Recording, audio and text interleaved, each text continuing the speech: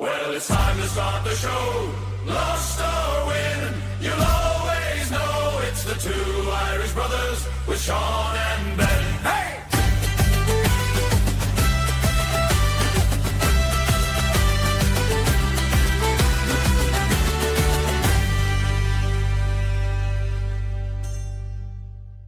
How's it going, everyone? I am Sean Moriarty. I'm Benjamin Walters. Welcome in. But before we get started, please hit the like button down below. If you haven't subscribed to us, please subscribe and hit the bell icon so you always know when a new video has been uploaded.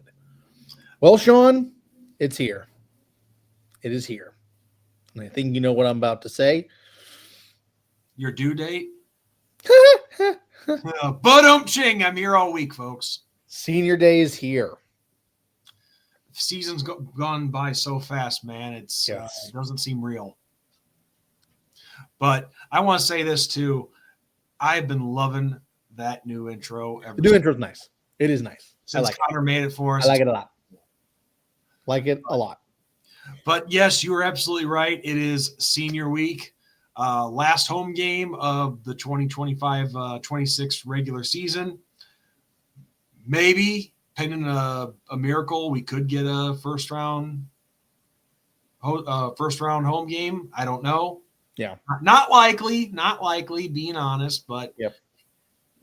There's an outside chance. We've got a couple games to worry about still. You know, that's the big thing. Like, we can't even think about playoffs. You want to talk about playoffs?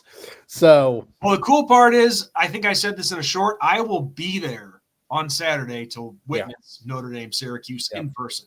And excuse me. So, Ben, this Syracuse team is pretty easy to break down. Yeah. You couldn't have asked for a better matchup for senior day. This is not one that you're sweating. Unfortunately for Syracuse.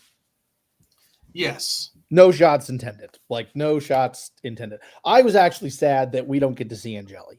We talked about it last video. You know, we don't want to feel good story, but yeah. So, well, let's just start with that. So, Steve Angeli played for us, wasn't getting an opportunity, so he transferred out.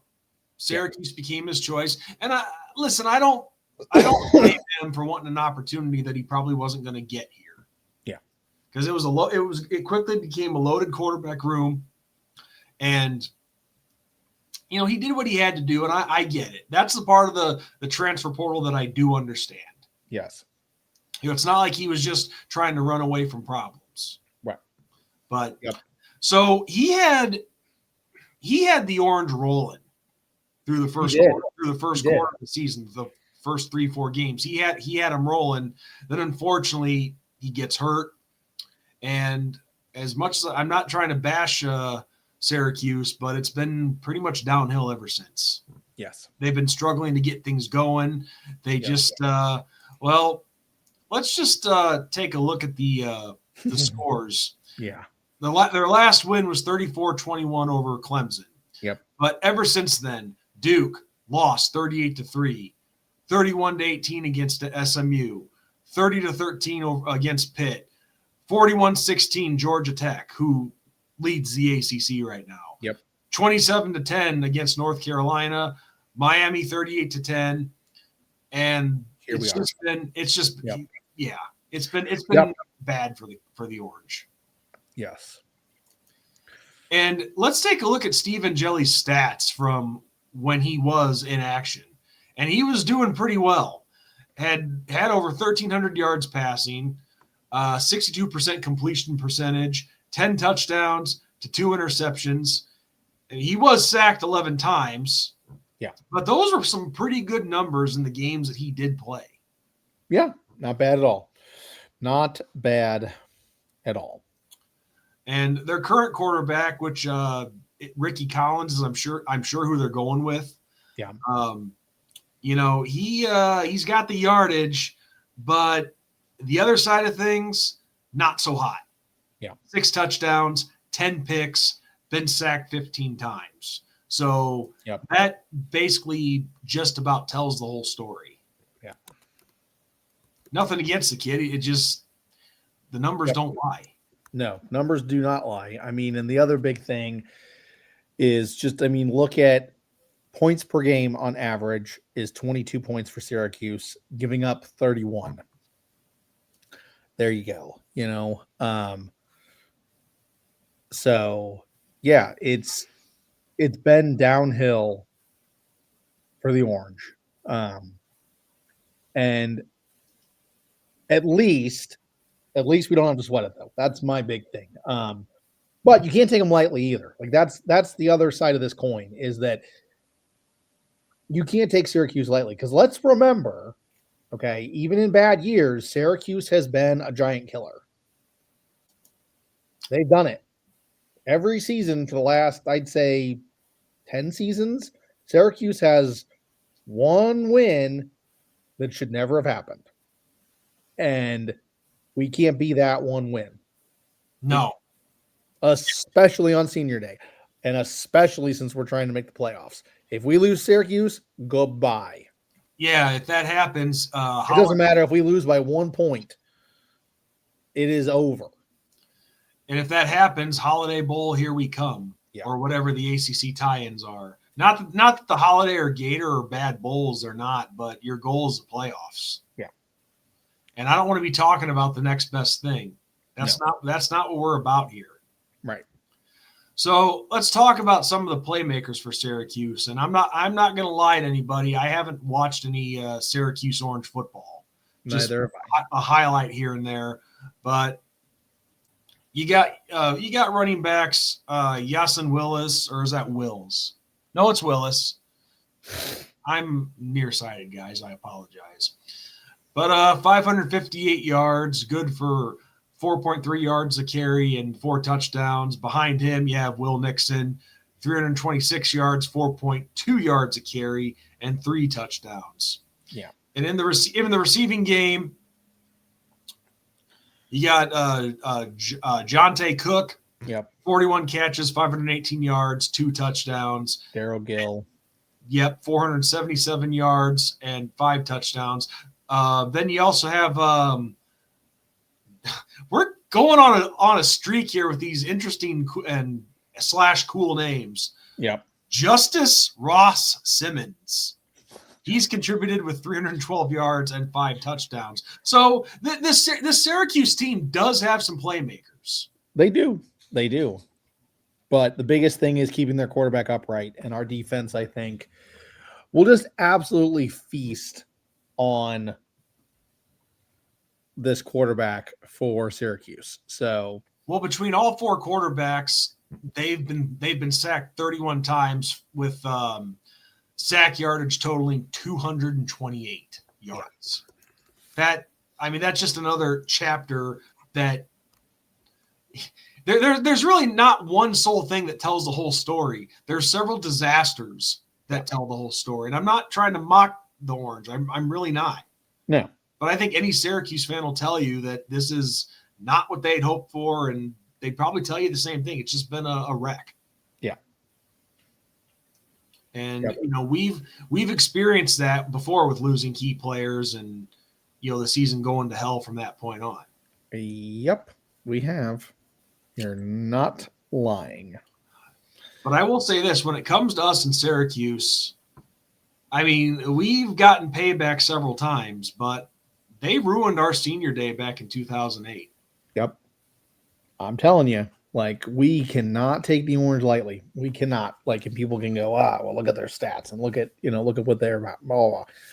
You just can't, man. You just can't. So, well, this is a big moment for them because they're at a point where, okay, they're thinking to themselves, we're 3-7 right now. There's no possible way we can go to a postseason bowl game. Yep.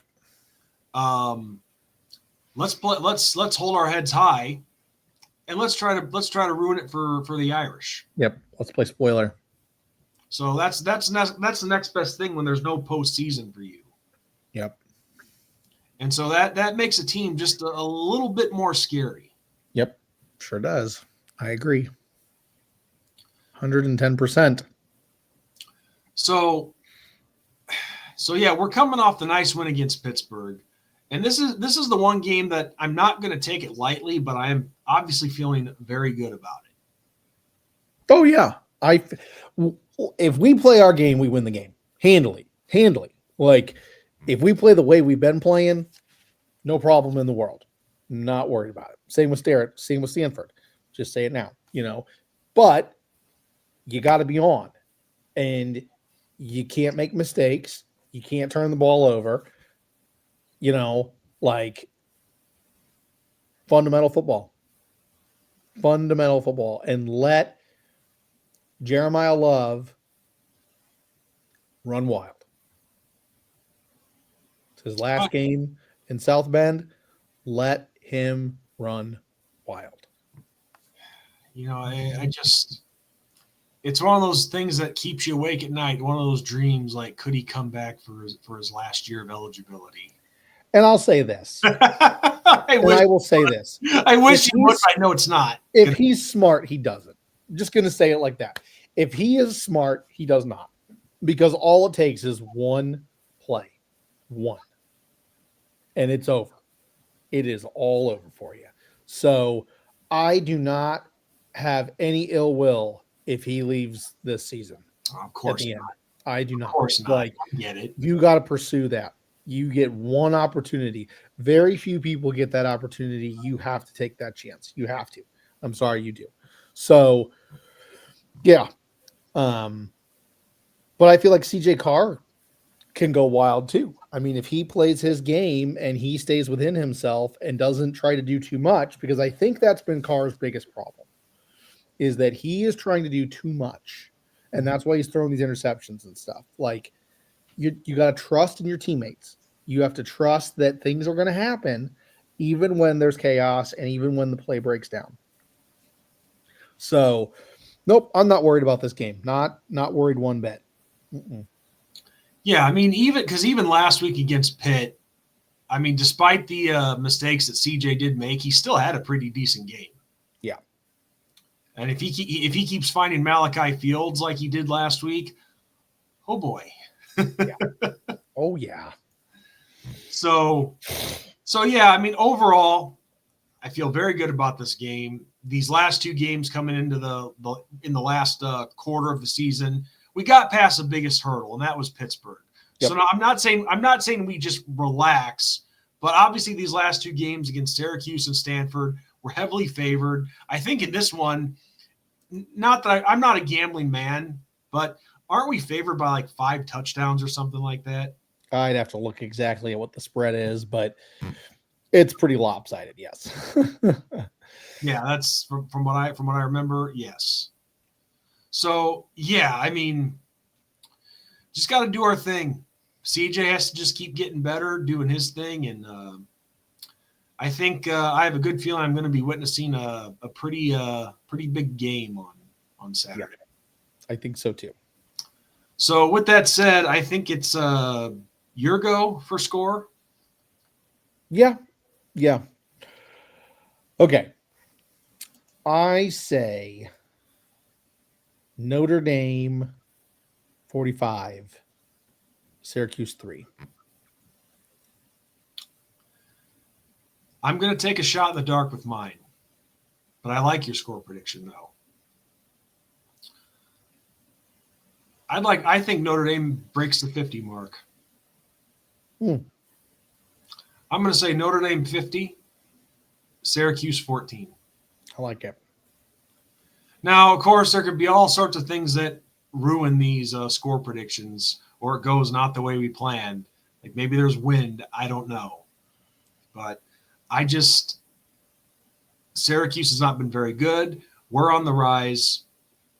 Let's get a few more style points and prove it to the committee. Yep. And also something else I want to address real quick is our kicking situation. We know it sucks. What's his name? Our kicker now, Eric Schmidt. Is that his name? That sounds right. He's been doing well on the extra points, which I've been loving that. Had the bad miss on the field goal attempt against Pittsburgh. But here's the thing. I like how Marcus Freeman gets aggressive with going for it on 4th and short. I really do. But there's got to come a time where you have to let this kid try and get some experience. Despite the bad misses, you got to let him kick the ball eventually. Yeah. Yep. What's your thoughts on that? I agree. Yeah. I mean, it's all situational. You know, if it's 4th and 1. Well, yeah. But if it's like 4th and 6. Well, that's what I'm saying is there was a situation where we went on 4th. Yeah. No, I agree. I do enjoy the aggressiveness because it's something that we never saw with Kelly ever. But there does come a time when you got to take hold of your kicker and let him give it a go. So yeah, because that's the only way he's gonna learn and get better. And if it's a miss, don't sweat it. Yeah, especially if it's a situation where you can afford to do it. You know. Yeah. No, I agree. But these guys have got to learn sometime. They got to be put in those situations. Just something I thought of after the score prediction. But yep, no, I agree. Other than that, I don't have anything else. I just expect us to really run away with this game. Yep, stay on business. And then move right into Stanford after that for Thanksgiving weekend. Yep, I agree. So, with that said, I'm Sean Moriarty. I'm Benjamin Walters. And as we say to end every video, good night, God bless, and go Irish. Go Irish. Beat Syracuse.